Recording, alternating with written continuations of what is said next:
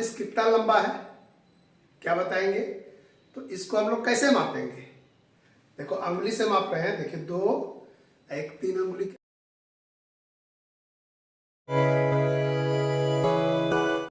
Good morning. आज हम लोग सीखेंगे कि किसी वस्तु को कैसे मापते हैं। जैसे अगर पूछा जाए कि ये माचिस कितना लंबा है, क्या बताएंगे? तो इसको हम लोग कैसे मापेंगे?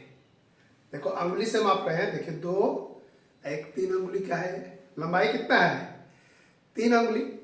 अब आपको अगर मापना होगा तो कैसे मापेंगे? ऐसे ही मापेंगे। तो हो सकता है 4 अंगुली हो जाए।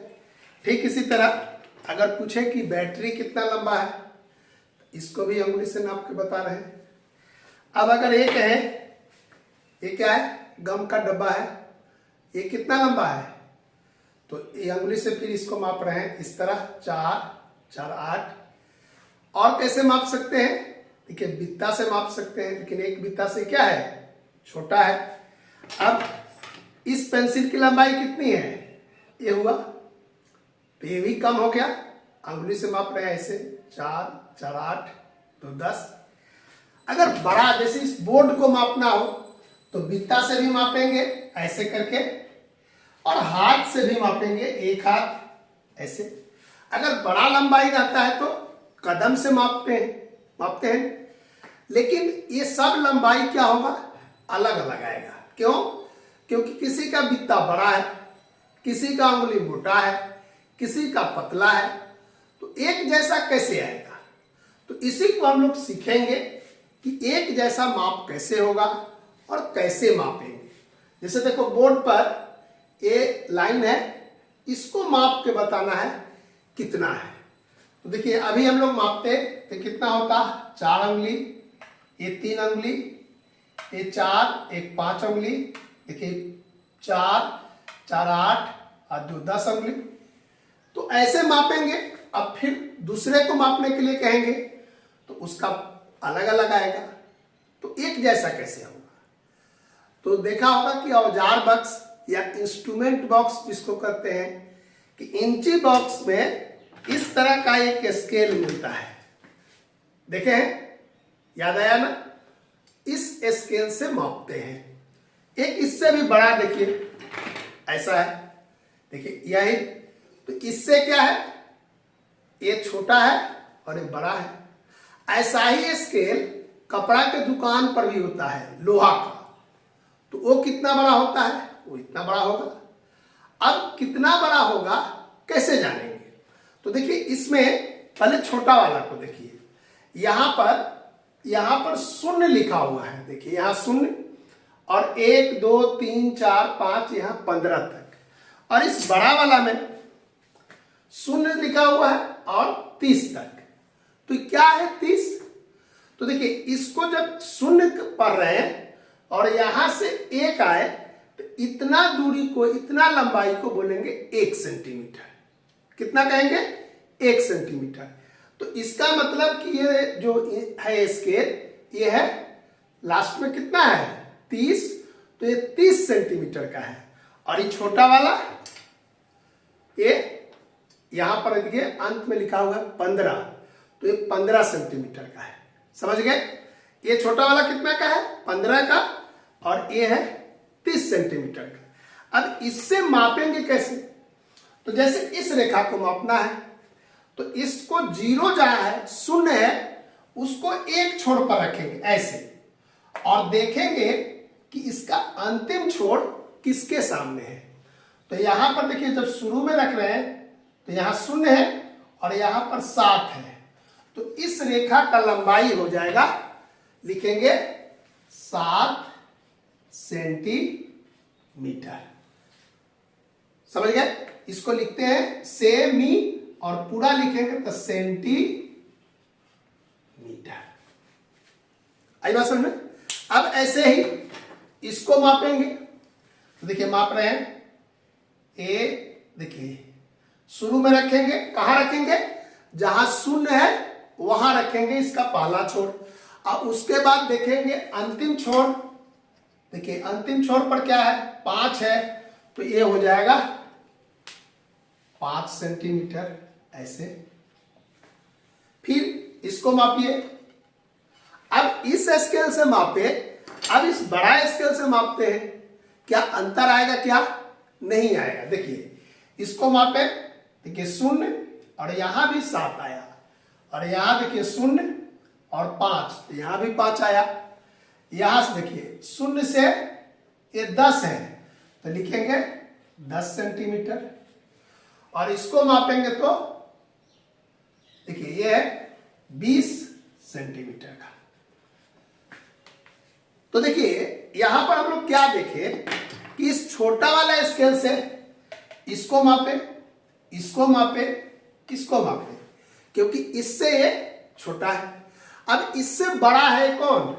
ये वाला, तो इसको इससे मापे। यानी हमको जितना बड़ा लंबाई मापना होगा तो बड़ा स्केल लेंगे तो जल्दी मापाएगा, और नहीं तो इस छोटा से, अब यहां से मापना हो तो 1 2 3 ऐसे मापेंगे, और सबको फिर जोड़ना होगा कि ये 15 सेंटीमीटर, फिर आगे 5 सेंटीमीटर ऐसे करके। आई बात समझ में? तो इससे भी माप सकते हैं। कैसे मापेंगे? तो यहां से रखेंगे 0, और यहां कहां तक आया तो यहां चिन्ह लगा देंगे, यहां चिन्ह लगा देंगे 15, और फिर इसके आगे मापेंगे तो 5 20। तो छोटा स्केल होगा तो ऐसे निशान लगा के मापेंगे, और बड़ा स्केल होगा तो एक ही बार में माप लेंगे। अब जो कपड़ा दुकान पर होता है वो इतना बड़ा होता है, उसको देखे हैं क्या लिखा रहता है? उस पर लिखा रहता है 100, जहां यहां पर लिखा हुआ कितना 15, और इस पर कितना लिखा है 30। तो बड़ा वाला स्केल पर लिखा रहता है 100, लिखा रहता है 100। क्या लिखा रहेगा? 100। तो इसका अर्थ हुआ कि उसका लंबाई कितना होगा? 100 सेंटीमीटर। और इसी का एक दूसरा नाम है, क्या नाम है? इसको बोलते हैं 1 मीटर। यानी हम लोग जब कपड़ा खरीदने जाते हैं तो जितना बार लोहा वाला घुमा के मापता है तो 4 बार अगर मापेगा तो होगा 4 मीटर, और सेंटीमीटर में कितना होगा? 400 सेंटीमीटर। कैसे? तो 100 सेंटीमीटर में 1 मीटर हुआ, तो 4 मीटर में कितना होगा? 400 सेंटीमीटर। आई बात समझ में? अब ऐसे ही अगर 5 मीटर होगा तो कितना सेंटीमीटर होगा? 500 सेंटीमीटर। तो अब समझ गए कि स्केल से क्यों मापे। तो अभी हम लोग देखें कि छोटा स्केल से मापे, बड़ा स्केल से मापे, तो कोई लंबाई में अंतर हुआ? नहीं हुआ। तो हम मापेंगे तो कोई और होगा, कुछ और आ सकता है, दूसरा कोई मापेगा तो और अंतर आएगा। तो इस तरह हम लोग शुरू में जब इसको नहीं जानते थे तो कैसे मापते थे? अंगुली से, बित्ता से, हाथ से, और बड़ा लंबाई होगा तो कदम से। जैसे आप अपने स्कूल से घर जाएं और कह दें कि इससे मापिए तो बहुत समय लगेगा, लेकिन 1 मीटर से मापना हो तो बहुत जल्दी मापा जाएगा। समझ गए? तो ये था मापन, जिसको बोलते हैं मेजरमेंट। किसका मापन? लंबाई का। तो अब से लंबाई का मापन कैसे करेंगे?